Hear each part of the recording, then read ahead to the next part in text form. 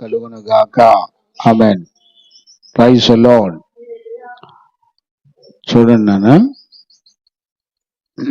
మనందరం కూడా ప్రభు విషయాల్లో మన హృదయము ఆసక్తి కలిగిందిగా ఉండాలి.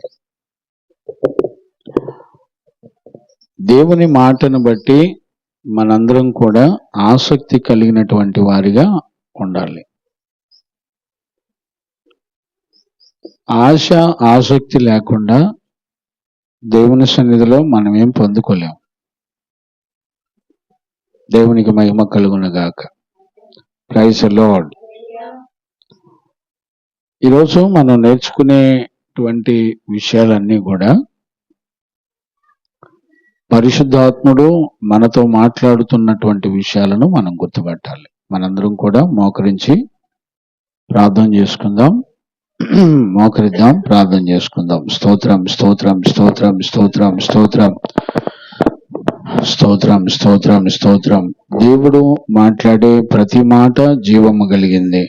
ఈ రోజున నువ్వు నేను నమ్మగలిగితే ఆ జీవము యొక్క శక్తిని మనందరం కూడా చూడొచ్చు.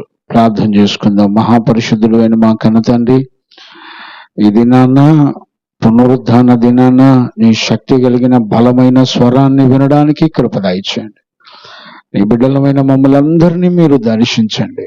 మీరు విడిచిపెట్టక మానక నీ బిడ్డలతో నాతో మీరు తేటగా మాట్లాడుతున్న అపారమైన నీ ప్రేమను బట్టి కృతజ్ఞతాస్తుతులు చెల్లిస్తున్నాను నాయన. నీ నామ ఘనత కొరకై నాయన మా మనోనేత్రాలు వెలిగించి నాయన ఒక పరిశుద్ధ గుంపుని నీ రాజ్యము కొరకై సిద్ధపడినట్లుగా కృప చూపినందుకు స్తోత్రాలు. మహిమ కలిగిన శక్తి కలిగిన నీ స్వరాన్ని వింటూ ఉండగానే ప్రభా మా మనోనేత్రాలు వెలిగించబడినట్లుగా కృప దయచేయండి. ఈ పరిచర్యలకు విరోధంగా పోరాడుతున్న సమస్త చీకటిని జయించున్నట్లుగా కృప దయచేయండి. ప్రతి చీకటి యొక్క శక్తి బలమునంతటిని విశ్వాసము ద్వారా శత్రు బలమంతటిని మా పాదాల కింద తొక్కించినందుకు స్తోత్రాలు. ఇది నాయనా నీ బిడ్డలమైన మమ్మల్ని అందరినీ కనికరించండి. అపారమైన నీ ప్రేమను కనులారా చూచున్నట్లుగా, నీ కృపను కనికరమును దయను జాలిని చూచున్నట్లుగా మా మనోనేత్రాలు వెలిగించండి. నీ శక్తి కలిగిన వాక్కును ఆత్మను పంపి మమ్మల్ని అందరినీ పరిశుద్ధపరిచినందుకు కృతజ్ఞతాస్తుతులు చెల్లిస్తూ నాయనా మీ సన్నిధి మాకు తోడుగా ఉంచి మాతో మాట్లాడి బలపరిచినందుకు స్తోత్రాలు చెల్లిస్తూ నీ వాక్యం వెల్లడగు తోడనే వెలుగు కలుగును కదా, చీకటి గల ప్రాంతాలలో ప్రకాశించున్నట్లుగా కృప దయచేయండి. ప్రతి చీకటి నుంచి విడిపించినందుకు కృతజ్ఞతాస్తుతులు చెల్లిస్తూ వాక్యపు వెలుగులో ప్రకాశించి నాయనా మాలో ఉన్న ప్రతి చీకటిని తరిమినందుకు కృతజ్ఞతాస్తుతులు చెల్లిస్తూ యేసయ్య నిన్ను అడిగి పొంది ఉన్నాము తండ్రి, ఆమేన్. ప్రార్థన ఆలకించి అడిగినవన్నీ పొందుకునే భాగ్యం ఇచ్చి నడిపించిన యేసయ్యకు స్తోత్రము చేయదమో. స్తోత్రం స్తోత్రం స్తోత్రం స్తోత్రం. తండ్రి కుమార పరిశుద్ధాత్మ దేవునికి స్తోత్రము చేయదమో. స్తోత్రం స్తోత్రం స్తోత్రం స్తోత్రం. ఆమేన్. చూడండి మనందరం పరిశుద్ధుడైన దేవుని చేత బోధించబడి నేర్చుకుంటా ఉన్నాము. మనందరం ప్రతి సండే 1 యోహాను పత్రికను నేర్చుకుంటా ఉన్నాము. 2వ అధ్యాయము 1 యోహాను పత్రిక 2వ అధ్యాయము 12 నుంచి 14 వరకు మరి మనం ఈరోజు ఎంతవరకు నేర్చుకోగలమో నాకు తెలీదు. 12 వచనం నుండి 14 వచనం వరకు పరిశుద్ధుడైన దేవుని చేత మనందరం బోధించబడి నడిపించబడదుముగాక. ఆమేన్. Praise the lord. చూడండి 1 యోహాను పత్రిక 2వ అధ్యాయము 12 నుంచి 14 వరకు చదువుకుందాం. చిన్నపిల్లలారా, మైక్ చూడండి. చిన్నపిల్లలారా, ఆయన నామమును బట్టి ఆయన నామాన్ని బట్టి మీ పాపములు క్షమింపబడినవి గనుక మీకు వ్రాయుచున్నాను. తండ్రులారా, తండ్రులారా, మీరు ఆది నుండి యున్నవానిని మీరు ఆది నుండి ఉన్నవానిని ఎరిగి ఉన్నారు గనుక ఎరిగి ఉన్నారు గనుక మీకు వ్రాయుచున్నాను. మీకు వ్రాయిచున్నాను. యవనస్తులారా, యవనస్తులారా, మీరు దుష్టుని జయించి ఉన్నారు గనుక మీరందరూ దుష్టుని జయించి ఉన్నారు గనుక మీకు వ్రాయుచున్నాను.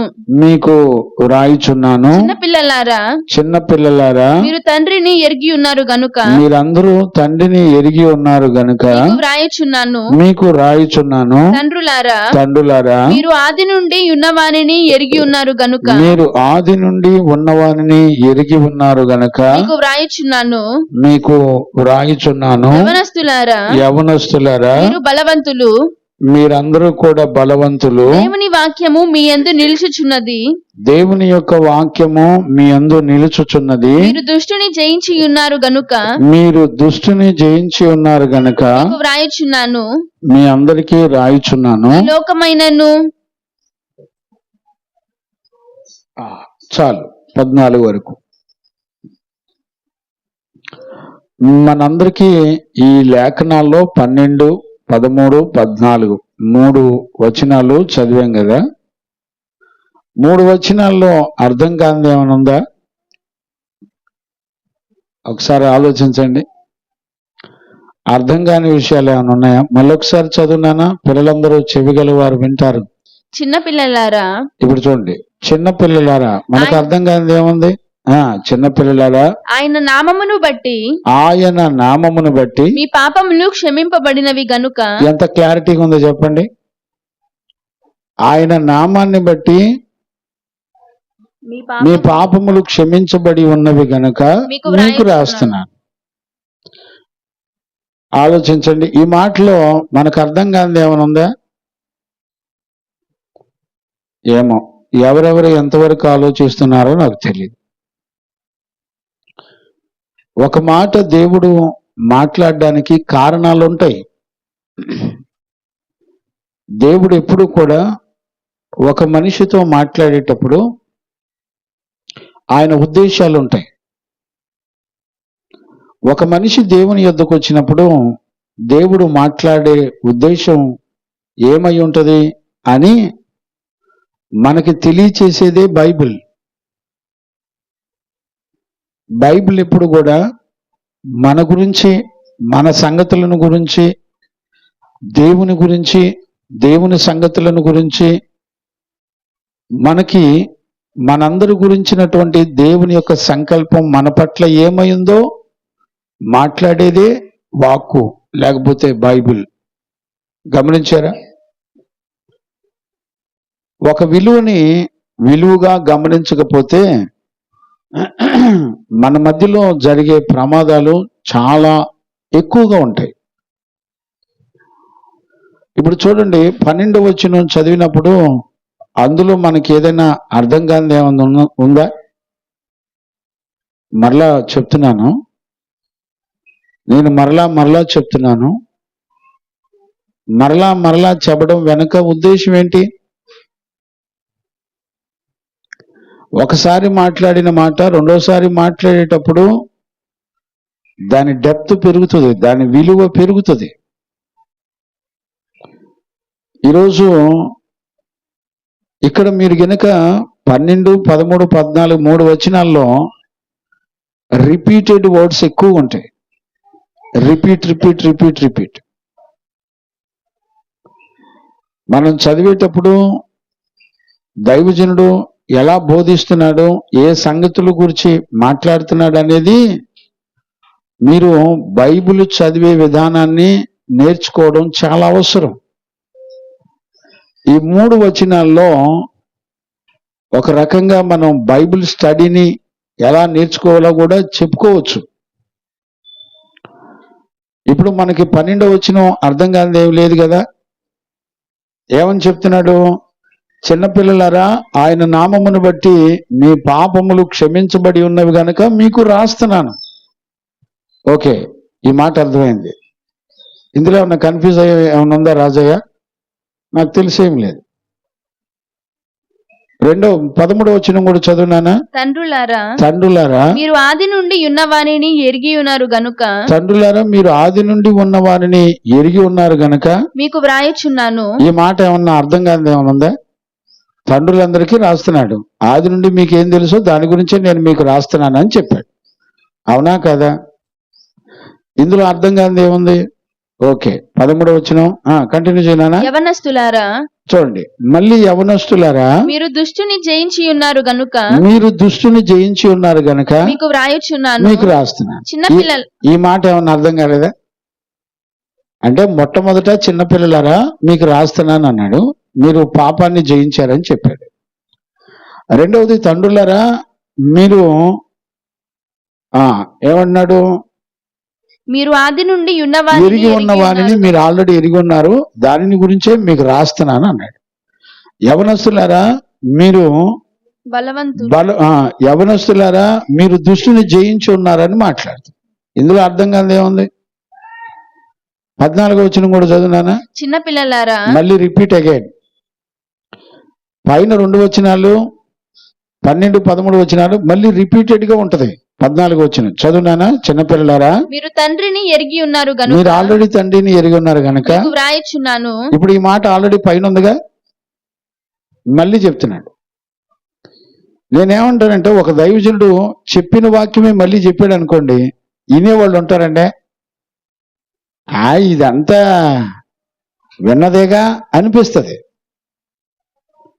మనం ఆత్మ యొక్క నడిపింపును గమనించాలి. ఇప్పుడు చెప్పిందే చెప్పేటప్పుడు మీకు లాస్ట్ టైం నేను 91వ కీర్తన ఆల్రెడీ చెప్పినట్టు నాకు గుర్తుంది. మళ్ళీ నేను చెప్తున్నప్పుడు చాలా డిఫరెంట్గా అందులో నుంచే అనేక విషయాలు దేవుడు మనతో మాట్లాడాడు. ఇప్పుడు మీరు గుర్తుపట్టండి. ఇప్పుడు యోహాను కూడా 12, 13 వచనాల్లో ఉన్న విషయాలన్నీ మళ్ళీ 14లో చెప్తున్నాడు. మళ్ళీ అగైన్, తండ్రులారా 14వ వచనం, చిన్నపిల్లలారా మీరు తండ్రిని ఎరిగి ఉన్నారు గనుక మీకు రాయిచున్నాను. మళ్ళీ తండ్రులారా మీరు ఆది ఉన్న వారిని ఎరిగి ఉన్నారు గనుక మీకు రాయిచున్నాను. Same repeated. యవనస్తులారా మీరు బలవంతులు. ఇప్పుడు యవనస్తులారా మీరు దుష్టుని జయించారని పైన వచనంలో మాట్లాడాడు. ఇక్కడికి వచ్చేప్పటికి మళ్ళీ రిపీట్ చేసేటప్పుడు చిన్న మాట మార్పు వచ్చింది. ఏమొచ్చింది? యవనస్తులారా మీరు బలవంతులు, దేవుని వాక్యము మీ యందు నిలుచుచున్నది. గమనించారా? దేవుని యొక్క వాక్యం మీ యందు నిలుచుచున్నది. మీరు దుష్టుని జయించి ఉన్నారు గనుక, ఇప్పుడు చూడండి, మీరు ఆల్రెడీ దుష్టుని జయించి ఉన్నారు గనుక మీకు వ్రాయుచున్నాను. మీకు రాయిచున్నాను. ఇందులో ఈ 3 వచనాల్లో మనం ఏం నేర్చుకుంటాం చెప్పండి? ఇందులో ఏం అర్థం కాలేదు కృపరాజ్? ఇందులో ఏం అర్థం కాలేదు? అర్థం కాకపోవడానికి ఏముంది అంటున్నాను. 3 వచనాలు పోనీ చదివినప్పుడు అంతా అర్థమైంది కదా, 15వ వచనం నుంచి నేర్చుకుంటే పోద్దా? ఇందులో అర్థం కానిది ఏముంది ప్రభాకర్? ఇందులో అర్థం కానిది ఏముంది? ఇంకా ఇందులో నేను ఎక్స్ప్లెయిన్ చేయాల్సింది ఏముంటది? మనం ఎక్స్ప్లెయిన్ చేసుకోవాల్సినవి ఏముంటాయి? ఒకసారి ఊహించండి. అంత తేలికైనటువంటి విషయాలేం కాదు. ఇప్పుడు ఇదే వచనాలు నేను చదువుతున్నప్పుడు, ధ్యానం చేస్తున్నప్పుడు నాకు ఎలా ఉందంటే, ఒక మనిషి పట్ల దేవునికున్న సంకల్పాన్ని చూసినప్పుడు, ఈ లోకంలో ఒక వజ్రాల గని దొరికితే ఎంత ఆనందంగా ఉంటుంది అంటారు? ఒక బంగారపు గని, ఇప్పుడు నేనున్న ఇంటి కింద నాకు బంగారపు నిధి దొరికింది అనుకోండి, ఒక మనిషి ఎంత సంతోషపడతాడు చెప్పండి రత్నమ్మ? ఒక మనిషి ఎంత సంతోషపడతాడు? ఈ 3 వచనాల్లో అంత గంభీరమైన సత్యాలు ఉన్నాయి.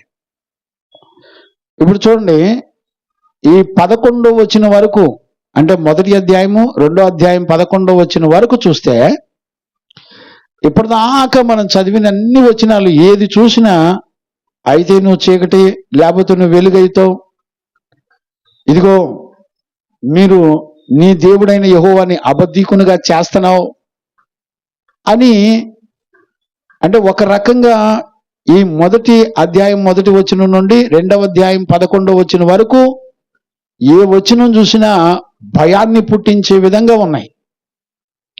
ఏ వాక్యాన్ని మనం ధ్యానం చేసుకున్నా మన వల్ల కాదు అన్నట్టుగా ఉంది. మీరు గమనించారా? నీ దేవుడైన యెహోవాని పూర్ణ హృదయంతో, పూర్ణ మనసుతో, పూర్ణ ఆత్మతో నీ దేవుడైన యెహోవాని ప్రేమించాలి అంటే అబ్బో ఇది చాలా అసాధ్యమైనటువంటి విషయం అని మనందరం కూడా బాధపడతాం, భయపడతాం.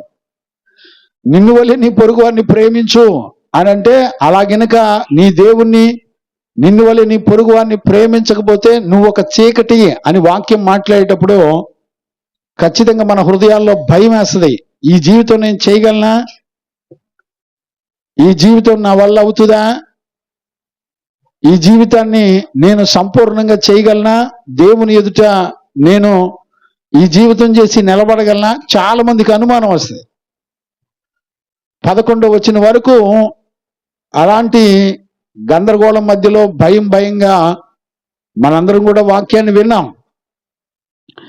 12వ వచనం దగ్గరికి వచ్చేపాటికి 12వ వచనం నుండి పరిశుద్ధాత్ముడు మాట్లాడేటువంటి విషయాలు గమనించగలిగితే నాకు అనిపించింది ఈ 3 వచనాల్లో ఒక వజ్రాల గని నిధి దొరికినట్టుగా ఉంది. మనం చదువుతున్నప్పుడు చాలా సింపుల్ గానే ఉంది, కానీ దాన్ని గ్రహించుకోగలిగితే మాత్రం మనకి విరోధంగా లేచిన శత్రు బలమంతటిని దేవుడు సిగ్గుపరిచేటువంటి వాడిగా ఉన్నట్లుగా మనందరం కూడా చూడొచ్చు. దేవునికి మహిమ కలుగునగాక. Praise the lord. హల్లెలూయా. ఒకవేళ దేవుని సన్నిధికి వచ్చినటువంటి మనందరం మన శరీర సంబంధమైన ఏదన్నా అవసరాల నిమిత్తం దేవుని సన్నిధికి వచ్చి ఉంటే మనం వచ్చిన ఉద్దేశాలన్నీ కూడా వ్యర్థమని ఆలోచించవచ్చు. ఇప్పుడు దేవుని యొక్క వాక్యాన్ని ఎందుకు వినడానికి రావాలి? వినటానికి వచ్చినటువంటి మన ఉద్దేశం ఏమై ఉండాలో తెలుసునా? మొట్టమొదట మనం దేవుని యొద్దకు రావడానికి గల ప్రాముఖ్యమైనటువంటి ఉద్దేశం ఏంటంటే మన పాపములు ఆయన తన పరిశుద్ధ రక్తంలో కడిగి పవిత్రపరుస్తాడని రావాలి. ఇప్పుడు నేను అడుగుతున్నాను, మన హృదయంలో దేవుని గురించినటువంటి సంకల్పం చాలా కష్టం. ఆయన ఉద్దేశం, ఆయన సంకల్పాలు ఎరగకుండా మనం అనాలోచితంగా వస్తే ఉపయోగం ఏమి లేదండి. ఇప్పుడు నువ్వు దేవుని సన్నిధికి వచ్చేటప్పుడు నీకు ఒక గ్రహింపు కలిగినటువంటి హృదయంతో రావాలి. ఏంటది అనంటే, ఆయన నీ పాపములు క్షమించి ఆయన నిత్యత్వానికి, నిన్ను నిత్యమైన మహిమకు, లేకపోతే నిత్య జీవానికి, లేకపోతే మరణమే లేని పరలోక రాజ్యానికి సిద్ధపడాలి. ఇవన్నీ కూడా నీకు ఇచ్చేటువంటి దేవుడు ఆయన. ఇప్పుడు నువ్వు దేవుని మందిరానికి వచ్చావు, నువ్వేం సంపాదించుకొని వెళుతున్నావు? నువ్వేం గ్రహించుకొని వెళుతున్నావు? తెలీదండి. ఎందుకు వస్తున్నారో తెలీదు, ఎందుకు వెళుతున్నారో తెలీదు. కారణం ఏంటో కూడా దయచేసి ఎవ్వరూ కూడా గుర్తుపట్టలేరు. ఈరోజు ఈ 3 వచనాల ద్వారా మనం నేర్చుకునేటువంటి విషయాలు చాలా గంభీరమైనటువంటి విషయాలు, తరగని విషయాలు ఉన్నాయండి ఈ 3 వచనాల్లో. ఎంత నేర్చుకుంటే అంత గొప్ప సంగతులు, మన మనోనేత్రాలు వెలిగించబడేటువంటి సంగతులు మనం ఈ లేఖనాల్లో చూడొచ్చు. నాకు అనిపించింది ఈరోజు మనందరం ఎంత ధన్యులువా అనిపించిందండి. చాలా గొప్ప ధన్యతను మనం చూడొచ్చు. దేవునికి మహిమ కలుగునగాక. Praise the lord. ఇప్పుడు ఇక్కడ మనం ఈ 3 వచనాలు చదువుకునేటప్పుడు ఒక చక్కటి బైబిల్ స్టడీని మనం ఎలా నేర్చుకోవచ్చో చూడొచ్చు. నాకు అనిపిస్తుంది, ఒక ఎండిన భూమిలో తొలకరి వర్షము కుమ్మరించబడినప్పుడు భూమి మెత్తబడి దున్నబడి విత్తనం వేసిన తర్వాత మరలా కడవరి వర్షం చేత ఆ మొక్కను మొలిపించి దేవుడు ఫలభరితంగా ఎలా మారుస్తాడో ఈ 3 వచనాలు అర్థమైతే మన జీవితానికి అంత శ్రేష్టమైన ఆశీర్వాదాన్ని మనం చూడొచ్చు. మళ్ళా చెప్తున్నాను, దయచేసి అర్థం చేసుకోండి. ఒక ఎండిన భూమిలో వర్షము కురిసిన తర్వాత అది పంటను ఫలింప చేయకుండా వెనక్కి తిరగదండి. దేవుడు తన వాక్కును కూడా పంపించినప్పుడు ఆ వాక్యం మనకు జీవాన్ని ఇవ్వకుండా అది వెనక్కి తిరగదు. నువ్వు నేను నిత్య జీవం కొరకై ఫలించున్నట్లుగా మనలను సిద్ధపరచకుండా ఏ వాక్యం కూడా వెనక్కి తిరగదండి. ఈరోజు మనందరం కూడా ఖచ్చితంగా గుర్తుపట్టాలి. ఈ 3 వచనాల్లో ఏముందలేండి అనిపిస్తుంది. ఇప్పుడు ఒక స్టడీ మాదిరిగా మనం గనక చూసుకోగలిగితే కొంచెం వివరణ మీకు అర్థమవుతుంది. దేవునికి మహిమ కలుగున గాక. Praise the lord. ఇప్పుడు ఈ 3 వచనాల్లో ఎక్కువగా రిపీటెడ్ వర్డ్స్ ఏమొచ్చినాయి చెప్పండి? Repeated words ఏమొచ్చినాయి?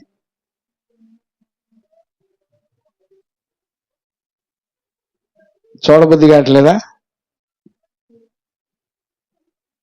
రైట్, ప్రభాకర్ చెప్పాడు రాయిచున్నాను. ఇంకేం కనపడతలేదా అమ్మా? Repeated words. ఓకే, రాయిచున్నాను అనే మాట ఎన్నిసార్లు ఉందో పోనీ చెప్తారా? ఇంచుమించుగా 6 సార్లు రాయబడింది. 6 సార్లు రాయబడింది. 3 వచనాల్లో డబల్ 2 టైమ్స్ 6 సార్లు రాయబడింది. మరొక వచనం ఏముందో చూడండి, రిపీటెడ్ వర్డ్. పోనీ చిన్నపిల్లలారా, రిపీటెడ్ వర్డ్. ఇంకేముందో చెప్పండి? గనుక అనే మాట ఎక్కువగా ఉంటుంది చూడండి. గనుక అనే మాట ఎక్కువ ఉంటుంది. గనుక అంటే ఇంగ్లీష్లో ఏంటి? బికాస్. గనుక రాయిచున్నాను గనుక ఏం రాస్తున్నాడు?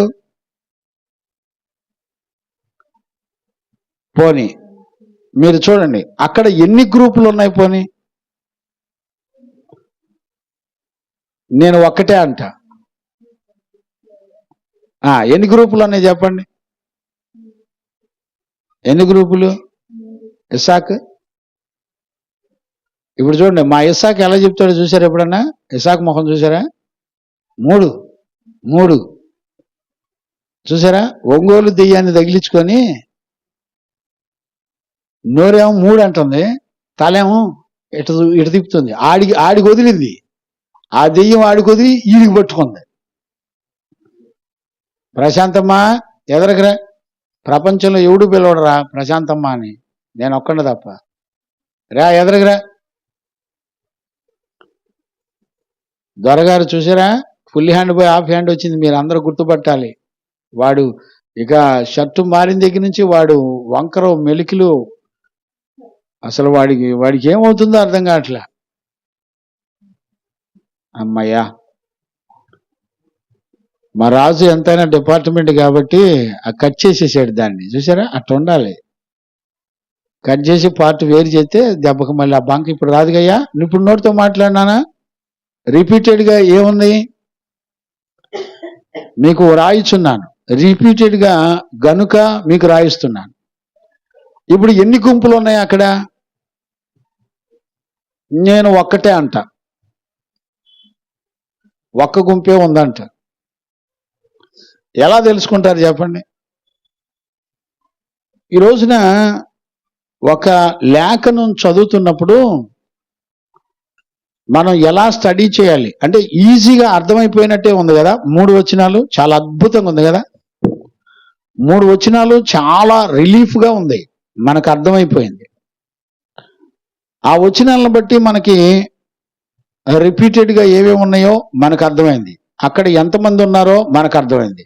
ఎన్ని రకాల గుంపుల వాళ్ళు ఉన్నారో మనకు అర్థమైంది. ఇప్పుడు ఏం ఆలోచించాలి? గనుక మీకు రాయిచున్నాను, ఏం రాస్తున్నాడు అనేది చూడాలిగా. అంటే అక్కడ టెక్స్ట్లో ఉన్నటువంటి వ్యూని మనం ఎలా ఓపెన్ చేసుకోవాలనేది మనం చూడాలి. ఏ ఏ విషయాల కొరకు రాస్తున్నాడు అది ఒకటికి 2 సార్లు రిపీట్ చేస్తూ మాట్లాడుతున్నాడు. యోహానును దేవుని ఆత్మ నడిపించేటప్పుడు ఎందుకు రిపీటెడ్గా మరలా మరలా చెప్పించి రాపిస్తున్నాడు? మీరు ఆలోచించారా? 12, 13 వచనాల్లో మాట్లాడినటువంటి విషయాలు 14వ వచనంలోకి వచ్చేవాటికి ఒక చిన్న మార్పుతో మాట్లాడుతూ అదే వచనాలని 12, 13 వచనాలని అదే వచనాలని 14లో రిపీట్ చేశాడు. ఏం మారిని మరలా చెప్పినప్పుడు మీరు యవనస్తులారా మీరు బలవంతులు అని రాశాడు. దేవుని వాక్యం మీలో నిలుచుచున్నది, ఇదంతా రిపీటెడే. మళ్ళీ ఆ బలవంతులు అనే మాట తప్ప మిగతా అన్ని ఆల్మోస్ట్ ఆల్ రిపీటెడే. అండ్ ఇప్పుడు రెండోసారి చెప్పేటప్పుడు ఏం జరుగుతుందంటే దానిలో ఒక నూతనమైన సంగతిని మనకి ఖచ్చితంగా రిపీటెడ్ చేస్తున్నప్పుడు దేవుడు మరలా మరెక్కువగా నూతనమైన ప్రకటన ఖచ్చితంగా మాట్లాడతాడు. ఇప్పుడు మీరు ఒకసారి వింటున్నారు అనుకోండి, ఇప్పుడు ఈరోజు సండే మీరు ఈ ఉపదేశాన్ని విన్నారు కదా, ఇంటికి వెళ్ళి మరలా ఈ టాపిక్ అంతా మళ్ళొకసారి వినండి, మీకు డిఫరెంట్గా మరి లోతుగా అర్థమైంది. మళ్ళొకసారి వినండి, మూడోసారి కూడా వినండి, మరింత లోతుగా అర్థమైంది.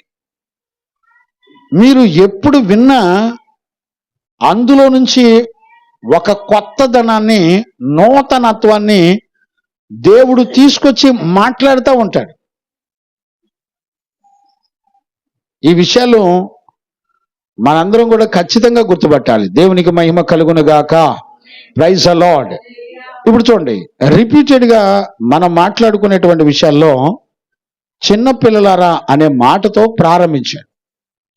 చిన్నపిల్లలారా అనే మాటని యోహాను ఎందుకు రాసి ఉంటాడు ఒకసారి ఊహించండి.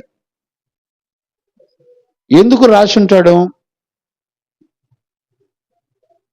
ఎందుకు రాసి ఉంటాడు ఆలోచించండి.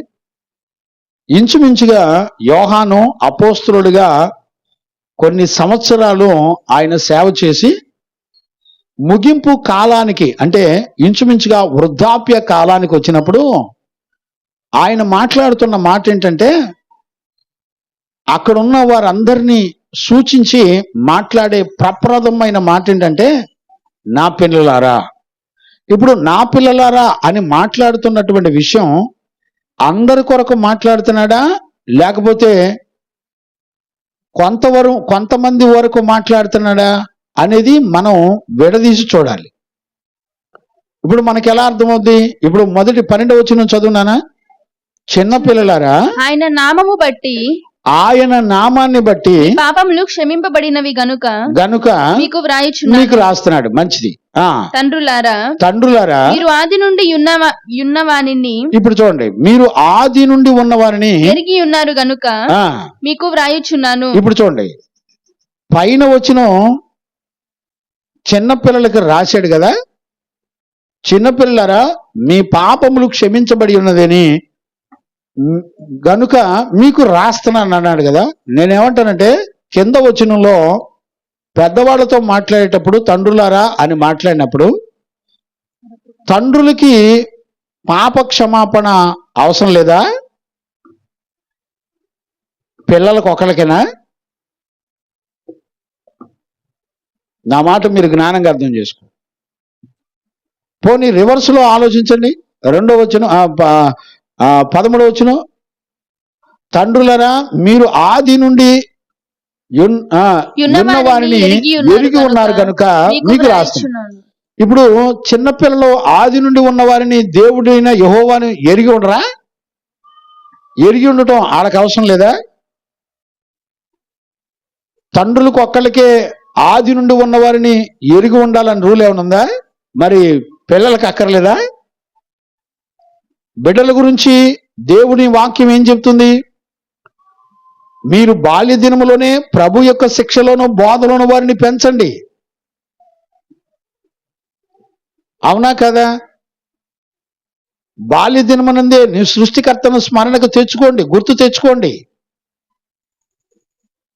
బాల్య దినం నుంచి దేవుని సన్నిధిలో పెంచితే, ఉపదేశంలో పెంచితే వాడు పెద్దవాడైనప్పుడు తొలగిపోడు అని రాశాడు కదా. అంటే మరి పిల్లలకి ఆది నుండి తండ్రి అయిన దేవుణ్ణి ఎరగకూడదా? ఎరగాలి, వాళ్ళకు కూడా అవసరమే. తండ్రులైన వాళ్ళకి పాప క్షమాపణ అక్కర్లేదా? వాళ్ళకు కూడా అవసరమే. మీరు ఆలోచించండి. ఓకే, ఇప్పుడు చిన్నపిల్లల తర్వాత ఎవరి గురించి మాట్లాడాలి రూలు ప్రకారంగా? ఇప్పుడు ఒక మనిషి జన్మించిన తర్వాత అతని జీవన విధానం అంతా ఎలాగుంటుంది? ఒకటి బాల్య దశ, రెండవది యవ్వన దశ, మూడవది తండ్రుల లేకపోతే వృద్ధాప్యం. అంటే వరుస క్రమం ప్రకారం రెండో లైన్లో ఎవరి గురించి రాయాలి? యవనస్తుల గురించి రాయాలి. మరి తండ్రులారా అని ఎందుకు మాట్లాడాను? అంటే రెండు గుంపులకేనా ఈ అవసరం? మరి యవనస్తులకి అక్కర్లేదా? యవనస్తులకి పాప క్షమాపణ అక్కర్లేదా? యవనస్తులు ఆది నుండి జీవం గల దేవుని ఎరిగొండి అక్కర్లేదా? ఒకసారి ఆలోచించండి. అంటే వాక్యం అక్షరార్థంగా విడదీసి మాట్లాడుతున్నా అంతరార్థంగా ప్రతి ఒక్కళ్ళ గురించి ఈ సంగతులు చెప్పడాన్ని మనం చూడొచ్చు. మూడు గుంపులు ఉన్నాయి, కానీ మాట్లాడే ఉద్దేశం ఆత్మ యొక్క నడిపింపుని కనుక మనం చూస్తే ఆ ముగ్గురికి ప్రతి మాట అవసరంగానే ఉంది. ఇప్పుడు చూడండి, 13వ వచనం మళ్ళీ ఒకసారి చదువునానా? తండ్రులారా మీరు ఆది నుండి ఉన్నవారిని ఎరిగి ఉన్నారు కనుక మీకు రాయిచున్నాను. ఇప్పుడు చూడండి, ఇక్కడ 13వ వచనంలో ఇద్దరిని కలిపాడు. తండ్రుల గురించి మాట్లాడి వెంటనే యవనస్తులారా మీరు దుష్టుని జయించి ఉన్నారు గనుక మీకు రాస్తున్నాను. ఇప్పుడు రెండు గుంపులు కలిపి ఒక వచనంలోనే రాస్తున్నాడు. అంటే ఇప్పుడు తండ్రులైన వారికి దుష్టుని జయించే అవసరం లేదా? ఆలోచించండి. తండ్రులైన వారికి కూడా దుష్టుని జయించే అవసరత ఉంది. యవనస్తులకు ఒక్కళ్ళకైనా? అదేం లేదే, యవనస్తులకైనా దుష్టుని జయించాల్సింది. చిన్నపిల్లలకైనా పాపములు వాటి శాపం నుండి విడిపించవలసిందే. ఆది నుండి చిన్నపిల్లలైనా తండ్రులైనా యవనస్తులైనా ఆది నుండి ఉన్నవారిని ఎరిగి ఉండవలసిందే. ఇప్పుడు చూడండి, ఇవన్నీ మన గురించి దేవునికి ఉన్నటువంటి ఆలోచన అంతా కూడా సంపూర్ణంగా బయటపడడాన్ని చూడొచ్చు. అంటే దేవుని ఆలోచన అంతా ఎలాగుందంటే మనందరికీ కావలసినటువంటి సంపూర్ణత అంతా, అంటే దేవుని రాజ్యానికి సిద్ధపడడానికి ఒక వ్యక్తికి కావలసిన సర్వ సంపూర్ణత అంతా ఈ 3 వచనాల్లో ఉంది. దీన్ని మనం గ్రహించాలి. చదివినప్పుడు చాలా ఈజీగా ప్రతి వచనం అర్థమైంది, కానీ ఒక స్టడీ మాదిరిగా ఒక్కొక్క వచనాన్ని విడదీసి అందులో ఎవరున్నారు, ఏం జరుగుతుంది, ఎవరెవరితో మాట్లాడుతున్నారు, ఏ వాక్యం ఎవరికి సంబంధించింది అని గనక చూస్తే చిన్నపిల్లలకి తండ్రులకి యవనస్తులకి అందరికీ కలిపి, ప్రతి ఒక్క వ్యక్తికి కలిపి దేవుని యొక్క సంకల్పంలో ఉన్నటువంటి సంగతి తెలియచేయడాన్ని మనం చూడొచ్చు. దేవునికి మహిమ కలుగును గాక. Praise the lord. హల్లెలూయా. చూడండి నాన్న, చిన్నపిల్లలారా అనే మాట ఎన్నిసార్లు రాశాడో చూడండి. ఈ మొదటి యోహాను పత్రికలోనే చూస్తే ఆ మాటను మనం అనేక పర్యాలు గమనించవచ్చు. చూడండి నాన్న, 2వ అధ్యాయం మొదటి వచనం చదువునానా. నా చిన్న పిల్లలారా, నా చిన్న పిల్లలారా, మీరు పాపము చేయకుండుటకై ఆ, ఈ సంగతులను మీకు వ్రాయుచున్నాను. ఇప్పుడు చూడండి, పాపం చేయకుండా ఉండడానికి ఈ సంగతులు రాస్తున్నానని చిన్న పిల్లలారా అనే మాట ఎత్తి రాస్తున్నా. మరి చిన్న పిల్లలు పాపం చేయకుండా ఉండడానికి రాస్తున్నాడు, మరి పెద్దోళ్ళకి అవసరం లేదా పాపం చేయకుండా ఉండటం? యవనస్తులకి అవసరం లేదా? ఇక్కడే 28వ వచనంలో కూడా చదువునానా, 2వ అధ్యాయం 28వ వచనం. కాబట్టి చిన్న పిల్లలారా, ఆయన ప్రత్యక్షమగునప్పుడు ఆయన రాకడ యందు మనము ఆయన ఎదుట సిగ్గుపడక. ఇప్పుడు చూడండి, మనము ఆయన ఎదుట, మనము చిన్న పిల్లలారా అని ప్రస్తావించి మనము అంటున్నాడు. అంటే అర్థం ఏంటి? అందరూ ఉన్నది 3 గుంపులే, కానీ అందరి గురించిన సంపూర్ణతను గురించి మాట్లాడుతున్నాడు. అంటే బాల్య దశ, యవ్వన దశ, ముగింపు దశ అనేది అన్ని దశల్లోనూ ప్రతి మనిషికి కావలసినటువంటి సర్వసంపూర్ణతను గురించి ఇక్కడ ఈ 3 వచనాల్లో రాయబడి ఉందంటే మనం ఎలా గుర్తుపట్టగలమో ఆలోచించండి. చాలా మందికి మైండ్ కాన్సన్ట్రేషన్ ఉండదండి. దేవుడు ఏ ఉద్దేశంతో మాట్లాడతాడో నాతో అనే ఆలోచన చొప్పున నువ్వు దేవుని దగ్గరికి వస్తావా? రావు. కానీ నీ మనసులో నీకు కావలసిన అవసరతలు తీర్చబడాలని దేవుని యొక్క ఉద్దేశాల్లో లేని ఆలోచనలన్నీ రకరకాలుగా మనం ఆలోచిస్తూ వస్తాం మందిరానికి. అందుకనే సువార్తల్లో యేసు ప్రభు ఏమని మాట్లాడాడంటే, మొదట ఆయన రాజ్యమును గురించి మనం ఆలోచించాలి, ఆయన నీతిని గురించి, ఆయన రాజ్యమును గురించి మనం వెతకాలి. ఎందుకు? ఆయన రాజ్యం, ఆయన నీతి నీ పాపములు క్షమిస్తుంది, నువ్వు పాపం చేయకుండా కాపాడుతుంది. ఇప్పుడు ఆ ఉద్దేశంతోనే మనం దేవుని సన్నిధికి వచ్చామండి. ఈరోజు దేవుడు నన్ను కడిగి పవిత్రపరుస్తాడు అని ఆశతో వచ్చావా? నీ మందమతి, దేవునితో నీకు సంబంధం లేని నీ బ్రతుకు నాశనానికి, మరణానికి సిద్ధపడుతూ దేవుని కృపకు దూరమై, నిత్య జీవానికి దూరమై, మరణానికి అప్పగించబడుతూ ఎంత నాశనకరమైన జీవితంలో బ్రతుకుతున్నామో మనకు అర్థం కావట్లా. ఇలాంటి నాశనకరమైన జీవితంలో బ్రతుకుతున్న మనందరితో దేవుడు మాట్లాడే మాట ఏంటంటే, చిన్నపిల్లలారా, మీరు పాపం చేయకుండా ఉండడానికి నేను మాట్లాడుతున్నాను. బిడ్డలారా, మీరు ప్రభు యొక్క రాకడలో పరిశుద్ధులై నిందారహితులై దేవుని ఎదుర్కోవడానికి నేను మాట్లాడుతున్నాను. అందుకొరకు నేను రాస్తున్నాను ఈ పత్రిక. అందుకనే మీ కొరకే రాస్తున్నాను. చిన్నపిల్లలకి రాస్తున్నాను, యవనస్తులకి రాస్తున్నాను, తండ్రులకు రాస్తున్నాను, సంఘములో చేర్చబడిన వాళ్ళందరికీ నేను రాస్తున్నాను. ఎందుకు? ప్రధాన ఉద్దేశం ఏంటి?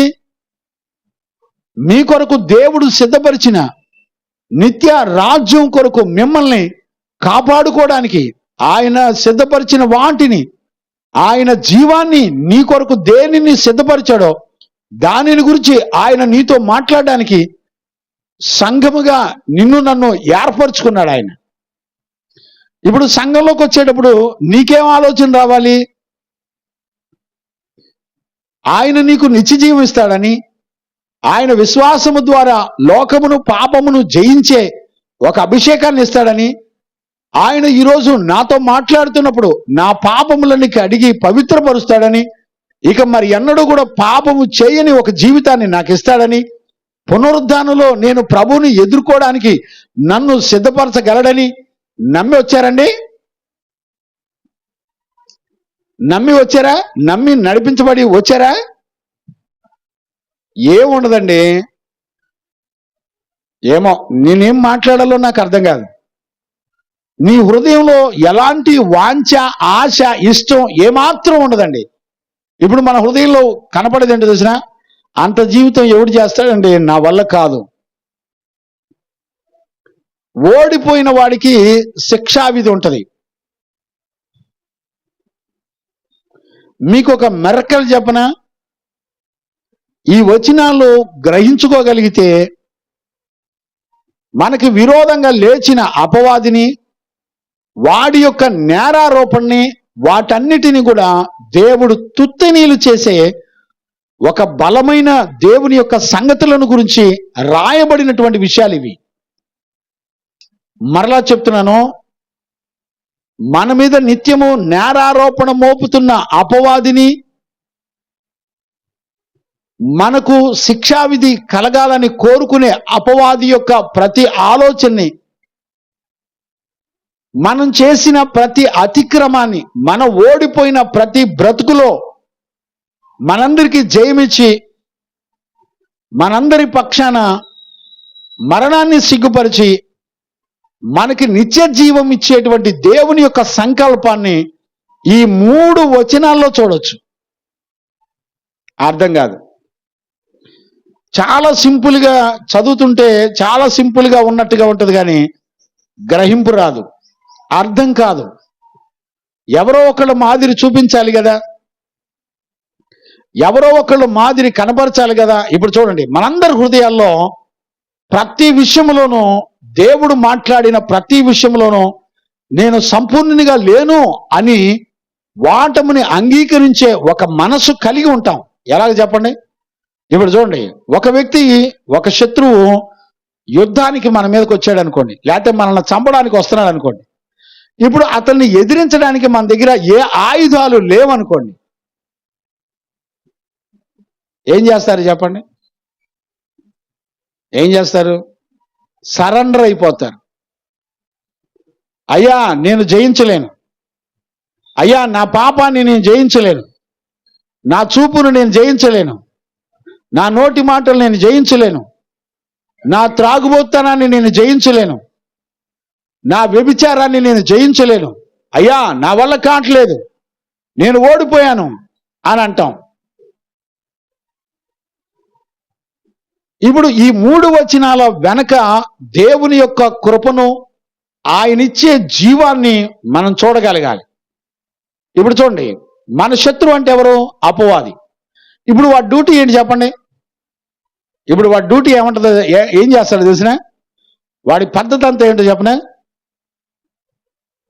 ప్రభా, విన్సెంట్ పాలయ్య గారిని చూడండి, ఆయన ఎలా అబద్ధం ఆడుతున్నాడో చూడండి. ఎక్కడున్నాయి ఈ వచనాలు? ప్రకటన గ్రంథంలో ఎక్కడది? 12వ అధ్యాయంలోనా? 12, 9, 10 ఎక్కడో చూడండి, గుర్తులేదు నాకు.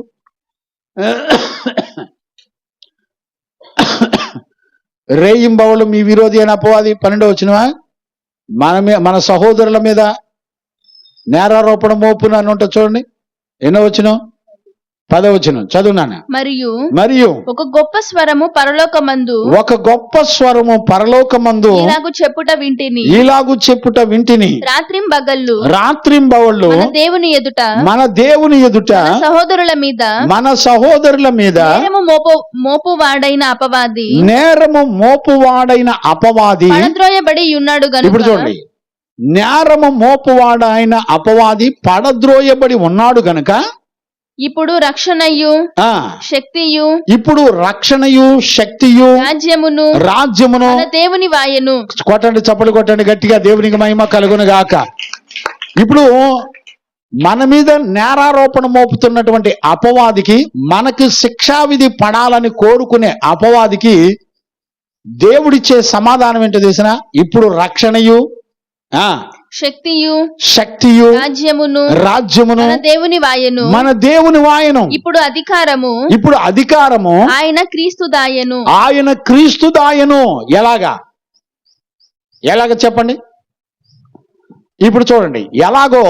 ఇప్పుడు చదవండి, 12వ వచనం నుంచి చదవండి. 1 యోహాను పత్రిక 2వ అధ్యాయం 12, 13, 14 చదవండి. 12వ వచనంలోకి రండి. చిన్న పిల్లలారా, ఇప్పుడు చిన్న పిల్లలారా, ఆయన నామము బట్టి ఆయన నామాన్ని బట్టి మీ పాపములు క్షమింపబడినవి ఇప్పుడు గనుక. చూడండి, ఆయన నామాన్ని బట్టి పాపములు క్షమించబడ్డం అంటే అర్థం ఏంటి? ఈ వాక్యాన్ని చదివి నశించిపోయే గుంపు ఉన్నారు, రక్షించబడేటువంటి గుంపు కూడా ఉన్నారు. ఈ వాక్యాన్ని బట్టి కొంతమంది ఏమని చెప్తున్నారంటే దుర్బోధకులు, ఇంకేముంది పాపములు క్షమించబడ్డాయి కాబట్టి మనం ఎన్ని పాపాలు చేసినా దేవుడు క్షమిస్తాడని చెప్పేవాళ్ళు ఉన్నారు. భయానకరమైనటువంటి దుర్బోధనలు నేను ఎన్నో విన్నానండి. ఈ వాక్యాన్ని అడ్డం పెట్టుకొని అనేక మంది సేవకులు, సంఘాలు, ఇక్కడే కాదండి ప్రపంచ దేశాల్లో అలాంటి సంఘాలు విస్తరించి ఉన్నాయి. అలాంటి సంఘాల్లో తల్లి సంఘం ఒకటి, మార్మోనిజం ఒకటి, ఇలా చాలా ఉన్నాయండి. చాలా సంఘాలు ఉన్నాయి, ఫారెన్లో కానివ్వండి, ఇండియాలో కానివ్వండి, చాలా ప్రాంతాల్లో ఉన్నాయి. ఇప్పుడు ఆయన నామాన్ని బట్టి అని అంటే అర్థం ఏంటి? ఆయన నామము పరిశుద్ధమైనది.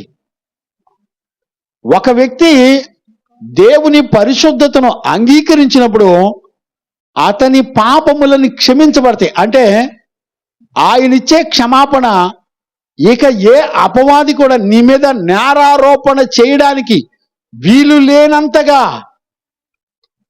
ఆయన ఇచ్చే రక్షణ ప్రభుదాయను. గమనించారా? ఈ రోజున ఆలోచించే వాళ్ళు లేరండి. ఆయన నామాన్ని బట్టి, ఆయన నామం పరిశుద్ధమైన నామం, పూజింపదగిన నామం. He is the reverend. ఆయన పరిశుద్ధుడు, పూజింపదగిన వాడు. ఆయన నామం పరిశుద్ధమైనది. 111వ కీర్తనలో ఉంటాయి, చదువుకోండి. 9, 10, 11 వచనాలు గమనించండి. ఈరోజు మనకు అర్థం కావలసినటువంటి విషయం ఏంటంటే, ఒక కోర్టులో అపవాది మనలను ముందుగా నిలబెట్టింది.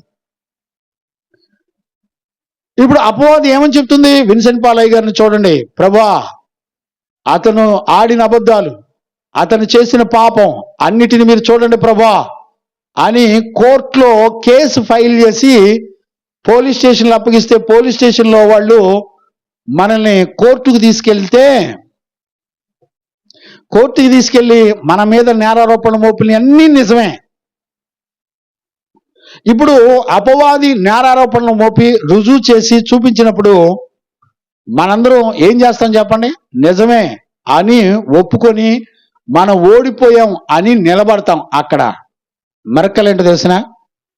చదవండి 2వ అధ్యాయం మొదటి యోహాను పత్రిక 2వ అధ్యాయం 1-2 వచనాలు చదవండి. నా చిన్న పిల్లలారా, మీరు పాపము చేయకుండుటకై ఈ సంగతులను మీకు ఈ సంగతులను నేను మీకు రాస్తున్నాను. ఎవడైనను పాపము చేసిన ఎడల నీతిమంతుడైన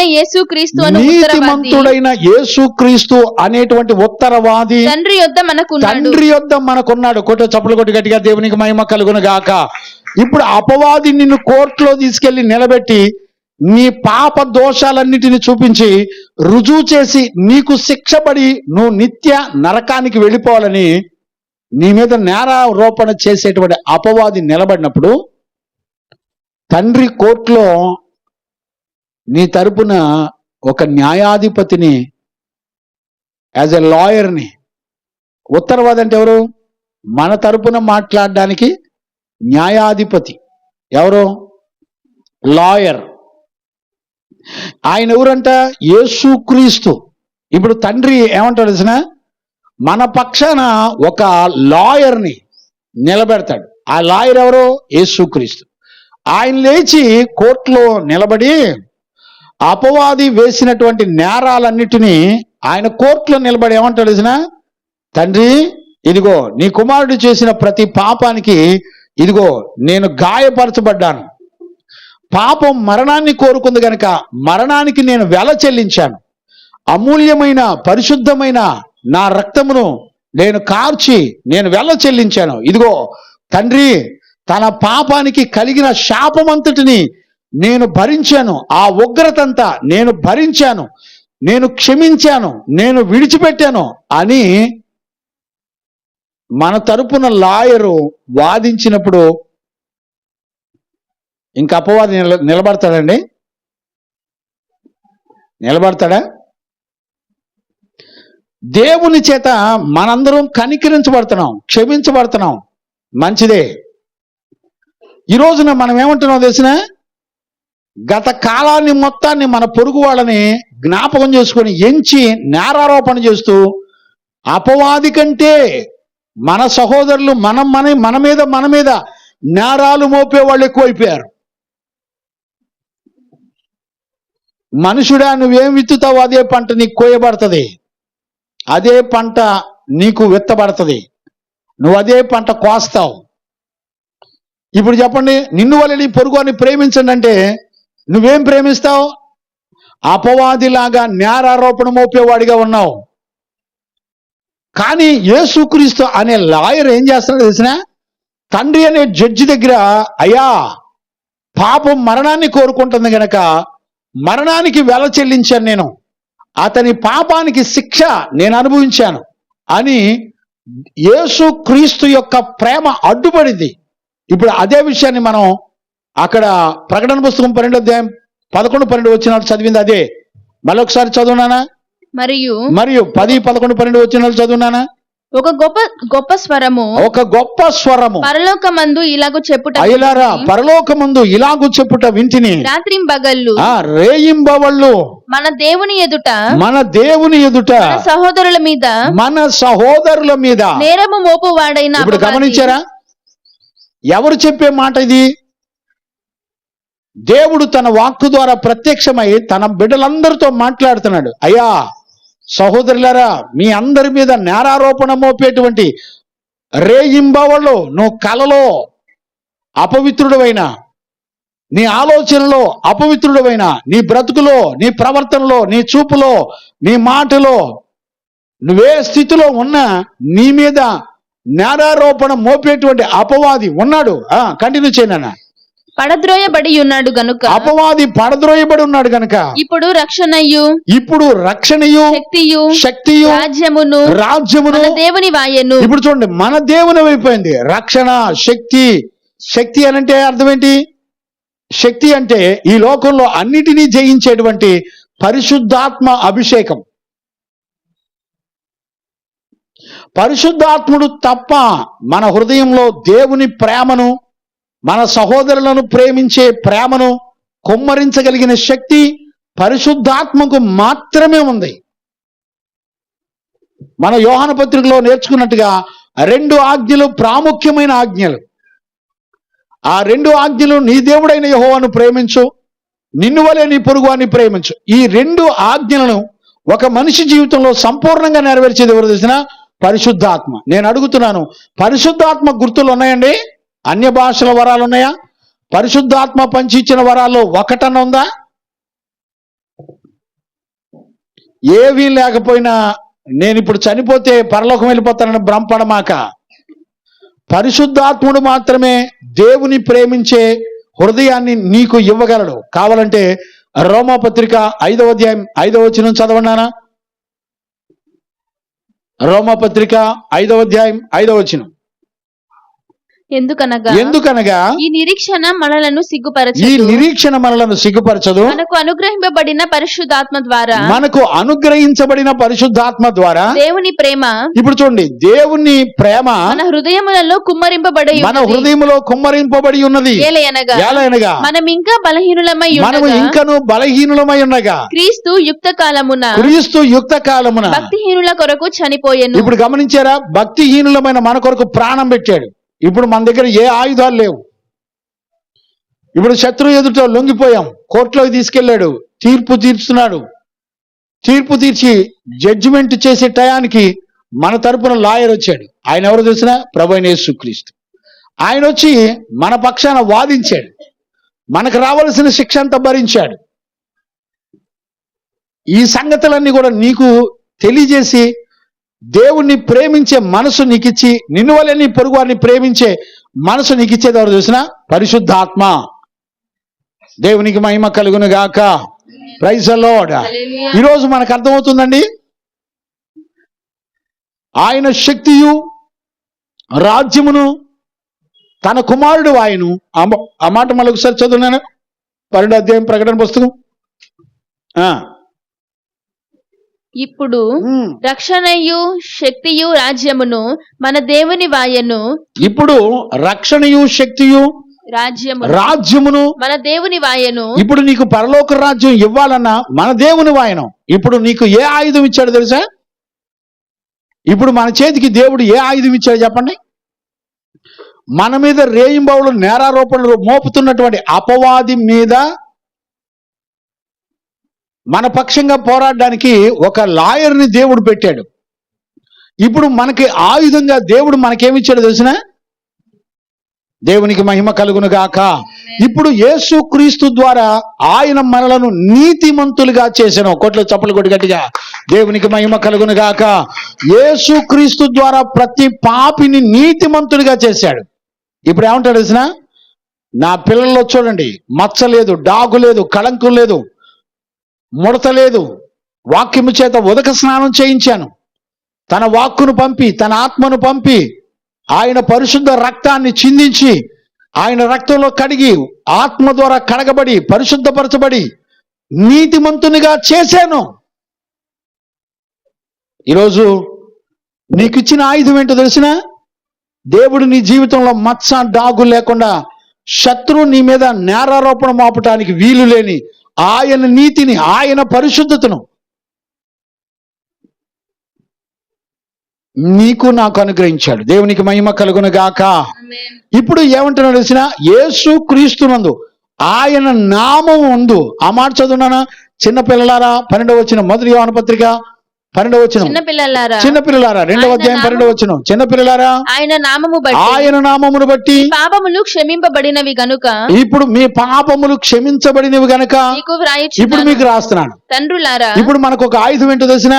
యేసు క్రీస్తు కార్చిన రక్తము ద్వారా ఆయన మనల్ని కడిగి పవిత్రపరిచి పాపము లేని నీతిమంతుడిగా దేవుడు మార్చాడు. ఇది నీ శత్రువును కొట్టే బలం. నీ మీద నేరారోపణ మోపుతున్న అపవాది యొక్క తీర్పుని, మరణాన్ని, పాతాళాన్ని సిగ్గుపరిచే ఒక ఆయుధాన్ని దేవుడు నీ చేతిలో పెట్టాడు. ఏంటో తెలిసిన? ఆయన రక్తం నిన్ను కడిగింది. ఆయన తన వాక్కు నిన్ను పవిత్రుడిగా చేసింది. ఆయన నీతి నిన్ను రక్షించింది. ఇప్పుడు చెప్పండి, ఈ మాటలు వింటున్నప్పుడు నీకు విరోధంగా లేచిన ప్రతి పాపం యొక్క మరణ నియమాన్ని ఎదిరించడానికి ఆయన వాక్కు నీ బ్రతుకు మార్చింది. ఆయన వాక్కు నీ తలంపులను పరిశుద్ధపరిచింది. ఆయన వాక్కు నీ చూపును పరిశుద్ధపరిచింది. ఆయన వాక్కు నిన్ను, నీ త్రాగుబోతనం నుంచి నిన్ను విడిపించింది. నీ చెడుతనం నుంచి నిన్ను విడిపించింది. నీ వ్యభిచారం నుంచి నిన్ను విడిపించింది. నీ మోసకరమైన ప్రతి ఆలోచన నుంచి నిన్ను కడిగి పవిత్రపరిచింది ఆయన పరిశుద్ధ నామం. ఈరోజు నీ చేతికి దేవుడిచ్చిన ఆయుధాన్ని పట్టుకో. ఎవడు నీ మీద నేరారోపణ మోపుతాడు? యేసు క్రీస్తునందున్న వాడికి ఏ శిక్షా విధి లేదు. గుర్తుపట్టారా? ఏ శిక్షా విధి లేదు. ఎవడు నీ మీద నేరం మోపడానికి వీలు లేనంతగా ఆయన అమూల్యమైన రక్తం నిన్ను కడిగి పవిత్రపరిచింది. దేవునికి మహిమ కలుగును గాక. Praise the lord. మీ పాపములు క్షమించబడి ఉన్నవి గనుక ఇప్పుడు అంటున్నాడు పౌలు, యోహాన్ అంటున్నాడు, మీకు రాస్తున్నాను గనుక మీకు రాస్తున్నాను. చూడండి, రిపీటెడ్ వర్డ్స్. గనుక అనేది రిపీటెడ్, మీకు రాస్తున్నాను అనేది రిపీటెడ్. చూడండి, ఇప్పుడు మీ పాపములు క్షమించబడ్డాయి. ఎలాగా? ఆయన పరిశుద్ధతను బట్టి. ఆయన పరిశుద్ధతను నువ్వు నమ్మగలిగితే, ఇప్పుడు నువ్వు దేవుని మందిరానికి వచ్చావు, నువ్వేం నమ్ముతున్నావు? దేవుడు నీతో మాట్లాడాడు, వాక్యం ద్వారా దేవుడు నీతో మాట్లాడాడు. నువ్వు నీ బిడ్డలు ఏం కోల్పోతున్నారో చూసారా? ఆయన స్వరం వినటానికి నీకు తీరిక లేదా? ఆయన స్వరం వినటానికి నీకు సహవాసం చేయడానికి కుదరట్లేదా? ఆలోచించండి. నీ పిల్లలు ఒక దిక్కు, నువ్వు ఒక దిక్కు. ఎలాగా? జాగ్రత్త. పరిశుద్ధ లేఖనాల్ని తండ్రి నీ కొరకు ఉంచిన నిత్య జీవమును గురించిన సంగతులను గురించి నువ్వు ఎరిగి తెలుసుకొని నీ బ్రతికేంటో మనలను మనం చూసుకొని మన కొరకు దేవుడు ఉద్దేశించిన ఆ జీవాన్ని మనం ఎలా పొందుకోవాలో తెలుసుకోవడానికి నువ్వు రా, సహవాసం చేయి. ఈ రోజున దేనికి మందిరాలకు వస్తున్నారు? ఎందుకు క్రీస్తును వెంబడిస్తున్నారు? మీ మనస్సాక్షికి మిమ్మల్ని అప్పగిస్తున్నాను, మీరే ఆలోచించుకోండి. బిడ్డలారా, జాగ్రత్త, మోసపోవద్దు. ఈరోజు మనం గ్రహించుకోవాలి, చిన్న పిల్లలకైనా ఈ సంగతులన్నీ తెలియాలి, యవనస్తులకైనా ఈ సంగతులన్నీ తెలియాలి. నీకు పరిశుద్ధత, నీకు ప్రతిష్ట తండ్రికి అవసరమైతే బిడ్డలకు అవసరం లేదండి. చాలా మంది చూడండి, కుటుంబాల్లో తల్లిదండ్రులు ప్రతిష్ట కలిగి ఉంటారు, కానీ పిల్లలకు మాత్రం ప్రతిష్ట అక్కర్లా. పిల్లలు మాత్రం వాళ్ళ సొంత ఇష్టానికి నడిపించబడాలా? లేఖనాలు బిడ్డలతోనూ మాట్లాడుతుంది, పిల్లలతోనూ మాట్లాడుతుంది, తండ్రులతోనూ మాట్లాడుతుంది, సంఘమంతటితో మాట్లాడుతున్న లేఖనాలు ఇవి. ఈ రోజున ఎవరు గుర్తుపడతారు చెప్పండి? దేవునికి మహిమ కలుగును గాక. Praise the lord. హల్లెలూయా. చూడండి అన్న, నేను మరొక మాట నేను జ్ఞాపకం చేస్తాను. దేవునికి మహిమ కలుగును గాక. చూడండి అన్న, అపోస్తుల కార్యాలు 10వ అధ్యాయం 43వ వచనం చదువుకుందాం. అపోస్తుల కార్యాలు 10వ అధ్యాయం 43వ వచనాన్ని చదువుకుందాం. ఆయన యందు విశ్వాసం ఉంచువాడెవడో, ఆయన యందు విశ్వాసం ఉంచిన వాడు ఎవడో వాడు ఆయన నామము మూలముగా. ఇప్పుడు చూడండి, ఆయన నామం మూలంగా అంటే ఆయన పరిశుద్ధమైన నామం మూలముగా. జాగ్రత్త, మీరు యేసుక్రీస్తును గూర్చినటువంటి సువార్త వినేటప్పుడు ఆ సువార్తలో యేసుక్రీస్తులో ఉన్న పరిశుద్ధ జీవితాన్ని చూసి పరిశుద్ధతను విశ్వసించడానికి నువ్వు దేవుని మందిరానికి, సహవాసానికి నువ్వు రావాలి. ఈరోజు దేనికి వస్తున్నావు? నీ పిల్లల పెళ్లిళ్ళ కొరకు, నీ పిల్లల ఉద్యోగాల కొరకు, నీ అవసరాల కొరకు ఎందుకు వస్తున్నావు? మొట్టమొదట దేవుని వాక్యం మనిషితో మాట్లాడేటప్పుడు దేవుని ఉద్దేశంలో నీ గురించి, నా గురించి, మనందరి పరిస్థితుల గురించి, దేవుని సంకల్పంలో మన గురించిన సంగతులని దేవుడు మనతో మాట్లాడడానికి ఆయన తన వాక్కుని పంపి మనల్ని దర్శించి మనతో మాట్లాడతాడు. ఎప్పుడైనా నీ హృదయంలో నేను రిపీటెడ్గా వాక్యం వినాలనే మనసు వచ్చిందండి? ఆదివారం వాక్యం విన్న తర్వాత వెళ్ళిపోతే ఇంతే సంగతులని మళ్ళీ పత్తా ఉండరు.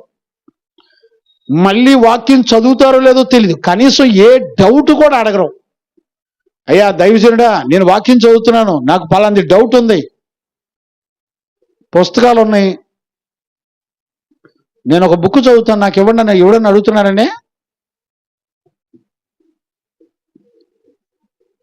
నాకు అనిపిస్తుంది ఒక్కళ్ళనన్నా ఇద్దరినన్నా దేవుని ఎదురు నిలబెడతానో లేదో అనిపిస్తుంది నాకు. అయిపోయిందండి, విశ్వాసంతో సంఘం ఎదిగే దినాలు అయిపోయినాయి. నాకు తెలిసి పరిశుద్ధులు భూమండలం మీద ఎత్తబడే గడియలు వచ్చేసినాయి. ఏమీ ఉండదండి, ఇంకా ఏముండదు. నేను చెప్తున్నాను, మీకు కలిగినవన్నీ పక్కన పెట్టి దీవారాత్రులు దేవుని వాక్యాన్ని ధ్యానించి ఆయన నీ కొరకు ఏం సిద్ధపరిచి నీతో మాట్లాడుతున్నాడో నువ్వు గమనించకపోతే, ఆయన ఎంత గొప్ప సంగతిని మాట్లాడుతున్నాడు. ఏ అపవాది కూడా నీ మీద నేరారోపణ మోపడానికి వీలు లేనంతగా తండ్రి కుమారులు తన ప్రత్యక్షతను మనకు చూపిస్తున్నారు. తండ్రి కుమార పరిశుద్ధాత్ముల యొక్క ప్రత్యక్షతను మనకు చూపించి మాట్లాడుతున్నాడు. ఎలా అర్థమవుతుందో నాకు తెలియదండి. మీ హృదయాలకి ఎలా అర్థమవుతున్నాయో నాకు అర్థం కావట్లేదు. హృదయం బరువెక్కిపోతుంది. మళ్ళీ చదువునానమాట 10:47 మళ్ళీ ఒకసారి చదువునానా. ఆయన యందు విశ్వాసం ఉంచువాడెవడో, ఆయన యందు విశ్వాసం ఉంచేటువంటి వాడు ఎవడో వాడు ఆయన నామము మూలముగా, ఆయన నామము మూలముగా పాపక్షమాపణ పొందునని. ఇప్పుడు చూడండి, పరిశుద్ధత, ఆయనలో ఉన్న పరిశుద్ధతను నువ్వు నమ్మినప్పుడు, అదే పరిశుద్ధ జీవితం నీకు వచ్చినప్పుడు ఏం జరుగుతుందంట? పాప క్షమాపణ పొందునని కొట్టండి, చప్పట్లు కొట్టండి గట్టిగా, దేవునికి మహిమ కలుగునుగా. అప్పుడు మాత్రమే నువ్వు నమ్మాలి. ఆయన నామంలో ఉన్న పరిశుద్ధ జీవితాన్ని నమ్మి నీ జీవితాన్ని పరిశుద్ధతగా అప్పగించుకోవాలి. అప్పుడు గత కాలంలో చేసిన నీ పాపాలన్నీ కడగబడతాయి, పవిత్రపరచబడతాయి. దేవునికి మహిమ కలుగునుగాక. అందుకు దేవుని యొక్క సంకల్పం నీతో మాట్లాడుతుంది. మరెవ్వరూ నీ మీద నేరారోపణ మోపకుండా. ఎవరెవరితో మాట్లాడుతుంది? చిన్నపిల్లలతోనూ, యవనస్తులతోనూ, తండ్రులతోనూ, అందరితోనూ మాట్లాడుతుంది వాక్యం. దేవునికి మహిమ కలుగునుగాక. Praise the lord. కంటిన్యూ చేయనా? పాప క్షమాపణ పొందునని ప్రవక్తలందరూ ఆయనను గూర్చి సాక్ష్యమిచ్చుచున్నారని. చూడండి, ప్రవక్తలందరూ కూడా ఆయనను గూర్చి సాక్ష్యం ఇచ్చుచున్నారు. దేవునికి మహిమ కలుగునుగాక. అక్కడే 13:38 కూడా చదువునానా? 13వ అధ్యాయం. కాబట్టి సహోదరులారా, మీకు ఈయన ద్వారానే పాప క్షమాపణ ప్రచురమగుచున్నదని మీరు మోషే ధర్మశాస్త్రము వలన ఏ విషయములలో నీతిమంతులుగా తీర్చబడలేకపోతిరో, ధర్మశాస్త్ర విషయంలో ఏ విధంగా నీతిమంతులుగా తీర్చబడలేకపోయినారో ఆ విషయాలన్నిటిలో విశ్వసించు ప్రతి వాడును. ఇప్పుడు చూడండి, విశ్వసించేటువంటి ప్రతి వాడును ఈయన వలననే నీతిమంతుడిగా తీర్చబడును. చప్పట్లు కొట్టి గట్టిగా, దేవునికి మహిమ కలుగును గాక. ఈయన వలననే మీరు నీతిమంతులుగా మార్చబడతారు. ధర్మశాస్త్రం వలన మీరు నీతిమంతులుగా మార్చబడలేరు. ఇప్పుడు గమనించారండి, ఆయన పరిశుద్ధ నామమునందు విశ్వాసం ఉంచినప్పుడు మీరు పవిత్రపరచబడి నీతిమంతులుగా మార్చబడతారు. ఇప్పుడు మన జీవితంలో అది జరుగుతుందండి. నువ్వు నమ్మిన విశ్వాసానికి పరిశుద్ధతనే నువ్వు నమ్మింది. ఎదటోళ్ళ మీద నేరారోపణ మోపుకొని తిరుగుతున్నావా? నా అంత భక్తిపరుడు లేడని. దేవుడు తన న్యాయమైన త్రాచులో నిన్ను తోస్తాడు. జాగ్రత్త. నిన్నైనా నన్నైనా 4 మంచి వాక్యాలు చెప్పాను కదా అని నన్నే విడిచిపెట్టడు దేవుడు. ప్రకటిస్తున్న నేనైనా వింటున్న మీరైనా మనందరికీ ఇదే పరిస్థితి. దేవునికి మహిమ కలుగును గాక. నా సమయం అయిపోతుంది, నేను ముగించాలి. దేవునికి మహిమ కలుగును గాక. Praise the Lord. అందుకని ఈ పునరుద్ధాన దినాన మనలను మనం విమర్శించుకోవాలి. శత్రువు ఇక ఎన్నడూ మన మీద శిక్షా విధిలోకి తీసుకువెళ్లకుండా, యేసుక్రీస్తు యొక్క నిత్య జీవం నుండి మనలను తప్పించకుండా నిన్ను అడ్డగించి కాపాడేది ఏంటో తెలిసిన ఆయన పరిశుద్ధ నామం నిన్ను నీతిమంతునిగా చేసి నిన్ను రక్షించి మచ్చ డాగు కళంకం లేకుండా నిన్ను నిలబడుతుంది. అలాంటి కృప యేసయ్య మనందరికి అనుగ్రహించి మనలందరినీ రక్షించి కాపాడును గాక. ఆమేన్. ప్రార్థన చేసుకుందాం. స్తోత్రం స్తోత్రం స్తోత్రం స్తోత్రం స్తోత్రం. మోకరిద్దాం, ప్రార్థన చేసుకుందాం. స్తోత్రం స్తోత్రం స్తోత్రం స్తోత్రం స్తోత్రం స్తోత్రం స్తోత్రం స్తోత్రం స్తోత్రం. తెరుద్దాం, నోరు తెరుద్దాం, ప్రార్థన చేద్దాం. మహాపరిశుద్ధుడైన తండ్రి, ఈ పునరుద్ధాన దినాన నీ వాక్కును పంపి మాతో మాట్లాడుతూ వచ్చిన అపారమైన నీ ప్రేమను బట్టి కృతజ్ఞతాస్తుతులు చెల్లిస్తున్నాను నాయన. కొలతలేని నీ ప్రేమను బట్టి నాయన, మా కొరకు ప్రాణం పెట్టునంతగా ప్రేమించిన కృప కలిగిన నీ ప్రేమను బట్టి, కనికరము కలిగిన నీ ప్రేమను బట్టి, దీర్ఘశాంతము చేత సహించినటువంటి నీ ప్రేమను బట్టి ప్రభా, ఒక జడ్జిమెంట్ జరుగుతున్న ఒక సాతాను యొక్క యుక్తి ద్వారా నిత్యము నేరారోపణ మోపుతున్నప్పుడు ప్రభా, ఒక మంచి లాయర్గా, అడ్వకేట్గా మా కొరకు అడ్డంగా నిలబడి వాదించి మీరు పొందిన గాయాల ద్వారా నీ నామం పరిశుద్ధతను విశ్వసించినప్పుడు ఆ పరిశుద్ధత మచ్చ డాగు లేని నీతిమంతుడిగా చేసింది. ఎంత గొప్ప సంకల్పం నాయన. ఇక ప్రపంచంలో ఎవ్వరూ కూడా మా మీద నేరారోపణ మోపటానికి వీలు లేనంతగా నీ ప్రియ కుమారుణ్ణి మా కొరకు పంపించారు బాబు. ఆ లేఖనములు యోహాను ఎంత స్పష్టంగా తన బిడ్డలతో మాట్లాడుతూ చెప్తున్నాడు. ఇదిగో, యేసుక్రీస్తునందున్న వానికి ఏ శిక్షా విధి లేదు అని నీ వాక్యము ద్వారా మమ్మల్ని దర్శించి మాతో మాట్లాడారు. నిత్యము మా మీద నేరాలు మోపుతూ కోర్టులో అప్పగిస్తూ శిక్షావిధికో ఎదురు చూస్తున్న మరణాన్ని పాతాళాన్ని సిగ్గుపరిచి మా పాపములన్నిటినీ కడిగి పవిత్రపరిచి పరిశుద్ధపరిచారు నాయన. నీ సత్యవాక్యంలో నుండి మీరు మాతో మాట్లాడిన నీ ప్రతి వాక్కు కొరకై స్తోత్రాలు. వెలుగు సంబంధమైన ప్రతి సత్య సంబంధమైన ప్రతి వాక్కు కొరకు స్తోత్రాలు నాయన.